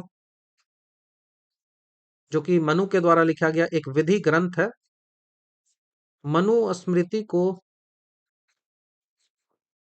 जलाया गया था किसके द्वारा? बी आर अंबेडकर के द्वारा। कब जलाया गया था? तो ये जलाया गया था 25 दिसंबर 1927 को जलाया गया था। महाड़ सत्याग्रह के ड्यूरिंग ही इसको जलाया गया था। भारत ने 20 मार्च को सामाजिक सशक्तिकरण दिवस के रूप में याद किया जाता है। सामाजिक न्याय दिवस है वो 20 मार्च को इसी कारण से याद किया जाता है। ठीक है, क्यों याद किया जाता है? इस कारण से क्योंकि 20 मार्च को ही महाड़ सत्याग्रह जो है वो स्टार्ट हुआ था। कहाँ? ये महाड़ सत्याग्रह जो है वो 20 मार्च को ही स्टार्ट हुआ था। इस कारण से इसको जो है वो 20 मार्च को सामाजिक न्याय दिवस के रूप में मनाती है भारत सरकार। सामाजिक न्याय दिवस इंपॉर्टेंट है। नेक्स्ट सवाल की ओर बढ़ते हैं। स्वतंत्र भारत में पिछड़े वर्गों के कल्याण के लिए गठित आयोगों के संदर्भ में आपको बताना है कि कौन कौन से आयोग हैं, उनका गठन जो है वो किया गया था बैकवर्ड क्लासेस के लिए। ठीक है, बैकवर्ड क्लास कमीशन है, उनके बारे में सवाल आपसे पूछा जा रहा है। तो पहला बोल रहा है कि काका साहब कालेकर को 1953 में गठित जो प्रथम पिछड़ा जाति आयोग है उसके अध्यक्ष के रूप में नियुक्त किया गया था। तो ये एक गांधीवादी विचारधारा के समाज सुधारक थे, काका साहब कालेकर इनको कहा जाता था। इसी कारण से इस आयोग का नाम जो है वो कालेकर आयोग भी कहा जाता है। और प्रथम पिछड़ा आयोग ये था, प्रथम पिछड़ा आयोग ये था और यही इसके अध्यक्ष थे, यही इसके अध्यक्ष थे। तो ये तो सही हो गया। और 1953 में ही स्टार्ट किया गया था। राष्ट्रपति के द्वारा क्या किया गया था? 1953 में ही जो राष्ट्रपति है उनके द्वारा अनुच्छेद 340 का यूज किया गया। आर्टिकल नंबर, भारतीय संविधान का आर्टिकल 340 का यूज किया गया और इस 340 का यूज करके राष्ट्रपति ने 1953 में प्रथम आयोग जो है वो जाति को लेकर, बैकवर्ड क्लास को लेकर गठित किया। प्रथम बैकवर्ड क्लास को लेकर, जाति को लेकर ये जो है वो आयोग गठित किया गया। तो इतना तो आपको समझ में आ गया होगा। ये जो रिपोर्ट था 340 के द्वारा, राष्ट्रपति के द्वारा ये गठित किया गया था। ये रिपोर्ट जो है वो कब आया? गठित तो 1953 में हुआ, लेकिन ये रिपोर्ट जो है वो 1955 में आया। 1955 में जो है वो रिपोर्ट आया, रिकमेंडेशन के बाद जो है वो 1955 में आया। इसमें कहा गया कि भारत में ना, इसमें टोटल कितनी जातियां बताई गई? तो 2399 जो है वो जातियां बताई गई कि भारत में कुल 2399 जातियां हैं। और पिछड़ेपन का मापदंड यहाँ पे कास्ट ही रखा गया था और केंद्र सरकार के द्वारा इसको जो है वो नामंजूर कर दिया गया था। ये भी आपको ध्यान रखना है। इनकी जो सिफारिशें थी उनको नामंजूर किया गया था। इनका कहना था कि 70% जो है वो आरक्षण दिया जाना चाहिए। इंजीनियरिंग हो गया, मेडिकल हो गया, अन्य जो तकनीकी टेक्नोलॉजिकल जो संस्थान होती है वहां पे 70% जो है वो आरक्षण देना चाहिए। इनका कहना था कि सभी सरकारी और स्थानीय जो निकाय होते हैं ना, वहां पे नौकरियों में पिछड़े जो वर्ग होते हैं उनके लिए 25% से लेकर 40% तक आरक्षण की सिफारिश की गई। ठीक है, इनका कहना था कि ग्रामीण क्षेत्रों में पिछड़ी और आर्थिक स्थिति को सुधारने के लिए जो लैंड रिफॉर्म्स हैं उन पर जोर दिया जाना चाहिए। तो ये सब इनकी सिफारिशें थी जिन पर जो है वो सरकार ने नहीं माना इनको। ठीक है, सरकार ने इनको नहीं माना। आगे चलकर जो है वो चीजें बदली। 1979 में मंडल कमीशन जो है वो फिर से गठित किया गया। बीपी मंडल के अध्यक्षता में द्वितीय पिछड़ा आयोग वर्ग जो है वो गठित किया गया 1979 में और इसको मंडल कमीशन जो है वो कहा गया। मंडल कमीशन ने भी अपना जो है वो रिपोर्ट रखा। अब इसी रिपोर्ट की सिफारिशों के बाद वीपी सिंह के द्वारा 1990 में जो है वो ओबीसी को 27% जो आरक्षण देखते हो अभी आप, वो 27% आरक्षण यहीं पे दिया गया था। यही जो है वो बीपी सिंह के द्वारा जो है वो विश्वनाथ प्रताप सिंह है उनके द्वारा ये आरक्षण जो है वो दिया गया था। और रिकमेंडेशन किसकी थी? तो बीपी मंडल की थी। बीपी मंडल की थी। देखो बहुत समय क्रूशियल है। 1979 में ये कमीशन आया, 80 में रिपोर्ट भी इसकी आ गई। इस रिपोर्ट के बाद 10 सालों तक इसको टालती रही सरकार। और बाद में 1990 में इलेक्शन जीतने के लिए जो वोट बैंक की तरह इसको जो है वो लागू किया गया था। तो ये आप ध्यान रख सकते हो। बाकी आगे चल के 102वां संविधान संशोधन होता है भारतीय संविधान में। 102वां कॉन्स्टिट्यूशन अमेंडमेंट होता है और यहाँ पे जो एक स्पेशल प्रोविजन आता है, राष्ट्रीय पिछड़ा वर्ग आयोग जो है वो बनाया जाता है। और नेशनल बैकवर्ड क्लास कमीशन, जो national commission of backward class जो है वो बनाया जाता है। और इसको जो क्या किया जाता है, इसको संवैधानिक दर्जा दिया जाता है। कॉन्स्टिट्यूशनल जो है वो जगह वो दिया जाता है।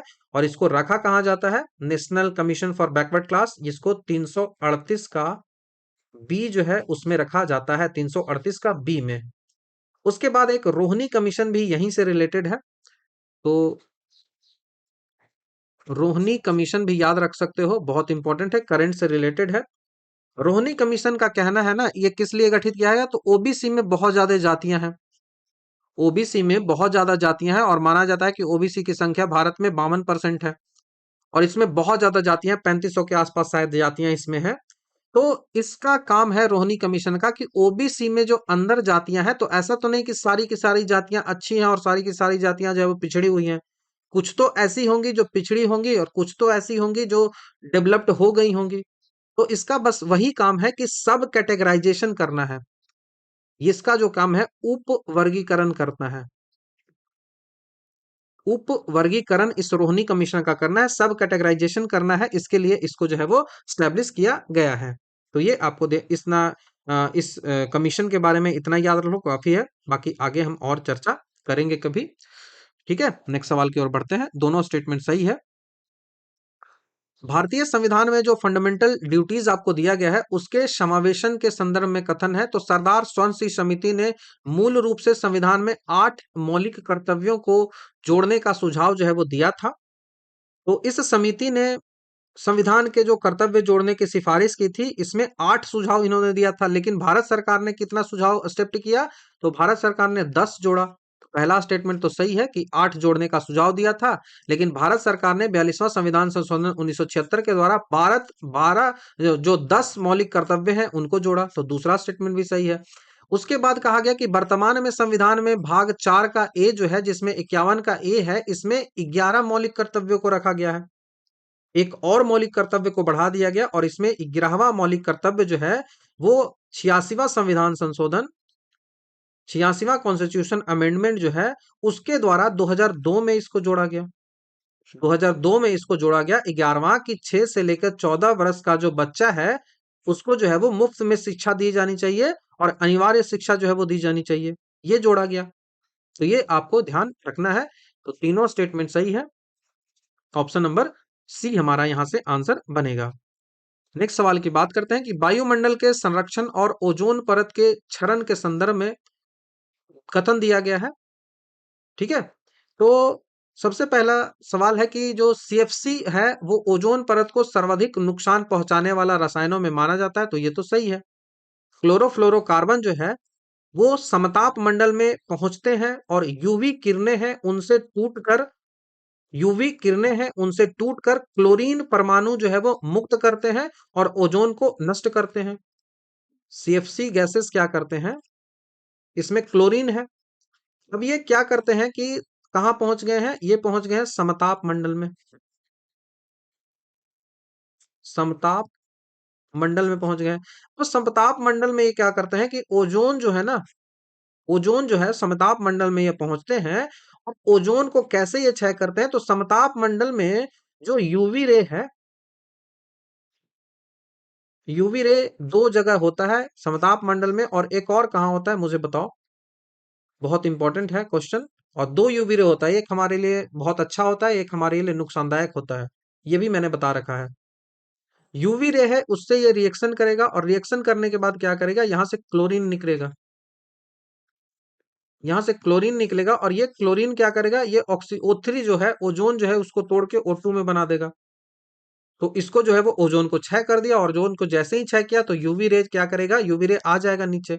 और वो यूवी रे खतरनाक होता है जो हमारे नीचे आएगा। एक तो यूवी रे हमारे लिए यूजफुल है और दूसरा यूवी रे हमारे लिए खतरनाक है, तो ये खतरनाक वाला नीचे आएगा। तो ये आपको ध्यान रखना होगा। तो पहला तो स्टेटमेंट सही है। दूसरा है कि ओजोन परत के संरक्षण के लिए 1987 में मॉन्ट्रियल प्रोटोकॉल पर हस्ताक्षर किया गया था, तो ये भी सही है। 1987 में मॉन्ट्रियल प्रोटोकॉल है, इस पर हस्ताक्षर किया गया था। तो ये स्टेटमेंट जो है वो सही है, तो ऑप्शन नंबर ये भी सही हो जाएगा। अब मुझे बताओ कि ओजोन डिप्लीकेशन को लेकर ओजोन दिवस कब मनाया जाता है? ओजोन डे कब मनाया जाता है, कमेंट में आप बताओ तो जानूं तो कि वीडियो आप अंत तक देख रहे हो या फिर नहीं देख रहे हो। ठीक है। अच्छी ओजोन जो है वो क्या करती है, अच्छी ओजोन क्या करती है, तो अच्छी ओजोन करती है कि पृथ्वी पर, ये जो करती है कि पृथ्वी की सतह पर लगभग 10 से 50 किलोमीटर ऊपर समताप मंडल में पाई जाती है, और जहां क्षरण की समस्या जो है वो सबसे गंभीर है, विशेष करके वो ध्रुवों पे होती है। तो अच्छी ओजोन भी होती है। ठीक है, तो ये आपको ध्यान रखना होगा। नेक्स्ट सवाल की ओर बढ़ते हैं। सवाल है कि वैश्विक खनिज संसाधनों के वितरण, जो डिस्ट्रीब्यूशन है, ग्लोबल मिनरल डिस्ट्रीब्यूशन जो है, उसके संदर्भ में यूरेनियम के भंडार के बारे में आपको बताना है कि कौन सा कथन सही है। तो बात आ रही है कि विश्व में यूरेनियम के सर्वाधिक भंडार जो है, रिजर्व रिजर्व की बात हो रही है, वो ऑस्ट्रेलिया में पाए जाते हैं। तो दुनिया में यूरेनियम का सबसे बड़ा ज्ञात भंडार जो है वो ऑस्ट्रेलिया में है। लगभग पूरी दुनिया का 30% जो यूरेनियम है वो ऑस्ट्रेलिया में होता है। लेकिन प्रोड्यूसर की बात आए तो प्रोड्यूस कौन कर रहा है, तो लगभग दुनिया का 40%, 40 to 45% जो यूरेनियम का प्रोडक्शन है वो कजाकिस्तान के द्वारा किया जा रहा है। वो कजाकिस्तान के द्वारा जो है वो किया जा रहा है। तो ये भी इंपॉर्टेंट क्वेश्चन है। तो देखो, भंडारण जब भी पूछा जाए, आपसे पूछा जाए रिजर्व, तो रिजर्व में आपको आ जाएगा ऑस्ट्रेलिया। ऑस्ट्रेलिया के बाद आ जाएगा कजाकिस्तान, कजाकिस्तान और कजाकिस्तान के बाद आ जाएगा कनाडा। लेकिन वहीं प्रोडक्शन की बात की जाए कि कौन प्रोड्यूस कर रहा है सबसे ज्यादा, तो कजाकिस्तान, उसके बाद कनाडा, उसके बाद जो है वो ऑस्ट्रेलिया। तो ध्यान आपको ये रखना होगा। नेक्स्ट सवाल की ओर बढ़ते हैं, दोनों सही है। हड़प्पन सिविलाइजेशन की तकनीकी और सांस्कृतिक विशेषताओं पे बात करनी है हमको। तो हड़प्पन सिविलाइजेशन जो था, उसको जो है वो ब्रॉन्ज एज सभ्यता जो है वो थी, जहां पे तांबे और टीन जो है उनको मिलाकर कांसा बनाने की कला जो है वो ज्ञात थी। तो ये तो सही है। हड़प्पा वासी जो थे वो तांबे में टीन मिलाकर कांसा बनाना जानते थे, इसीलिए तो इस जो युग है, इस युग का ब्रॉन्ज एज सिविलाइजेशन कहते हैं। तभी तो ब्रॉन्ज एज सिविलाइजेशन इसको कहा जाता है। तो पहला स्टेटमेंट सही है। इस सभ्यता के जो लोग थे वो लोहा जो था, लोहा को उपयोग से पूरी तरह से अनभिज्ञ थे। पूरी तरह से जो है वो लोहे के उपयोग से अनभिज्ञ थे। ये थोड़ा सा ट्रिकी आपको स्टेटमेंट लग सकता है। तो ये जो स्टेटमेंट है वो सही है, क्योंकि इस समय के जो लोग थे वो तांबा जानते थे, कांसा जानते थे, चांदी जानते थे, सोना जानते थे, लेकिन लोहा नहीं जानते थे। लोहा के बारे में कोई भी इनको जानकारी जो है वो नहीं था। तो ये आपको ध्यान रखिएगा। दोनों स्टेटमेंट सही हो जाएगा। यह जो सभ्यता थी, ये ग्रिड प्रणाली में सड़कें जो है वो बनती थी। मतलब ग्रिड प्रणाली कहने का मतलब कि सड़कें जो है वो समकोण पे काटती थी। इनका जो जल निकासी था वो बहुत अच्छा था। यहाँ पे पक्की ईंटें जो है वो यूज की जाती थी बनाने में। अब मुझे आप कमेंट में बताओ कि कौन-कौन सा ऐसा क्षेत्र जो है वो सिंधु घाटी का है। 2 ही मुझे बता दो जहाँ पे कच्ची ईंटों का प्रयोग हुआ है। कच्ची ईंट का प्रयोग किया गया है, ये आपको ध्यान रखना है। बताइए कमेंट में। लास्ट जो सवाल है वो 30 नंबर का सवाल है। 30 नंबर का सवाल है कि ज्ञानपीठ पुरस्कार जो है वो इसके इतिहास और महिला विजेताओं के संदर्भ में आपको बात करनी है। तो ज्ञानपीठ जो पुरस्कार होता है वो बंगाली लेखिका आशापूर्ण देवी ने 1976 में ज्ञानपीठ पुरस्कार पाने वाली प्रथम भारतीय महिला बनी थी। तो बंगाली लेखिका आशापूर्ण देवी को 1976 में उनका उपन्यास जो है वो प्रथम श्रुति, उपन्यास भी इनका क्या था, प्रथम प्रतिश्रुति, इसके लिए इनको जो है वो ज्ञानपीठ मिला था और यह सम्मान पाने वाली ये पहली महिला थी।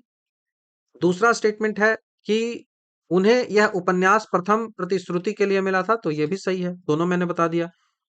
तो ये आपको ध्यान रखना है, तो ए और दो दोनों सही है, तो ये आपको समझ में आया होगा। तो ये रहा पूरा 30 क्वेश्चन का सेट, जहाँ पे हमने काफी डिटेल से सारे जो क्वेश्चंस हैं उनको डिस्कस किया। तो आई होप चीजें आपको क्लियर हुई होंगी। बाकी जो भी क्वेश्चंस मैंने पूछा है उनका कमेंट में आंसर जरूर बताएं, और पीडीएफ आपको जो है टेलीग्राम चैनल पे मिल जाएगा, तो वहां से जाकर चेक कर लोगे। तो thank you very much. Next video में आपसे जल्द ही मिलता हूँ।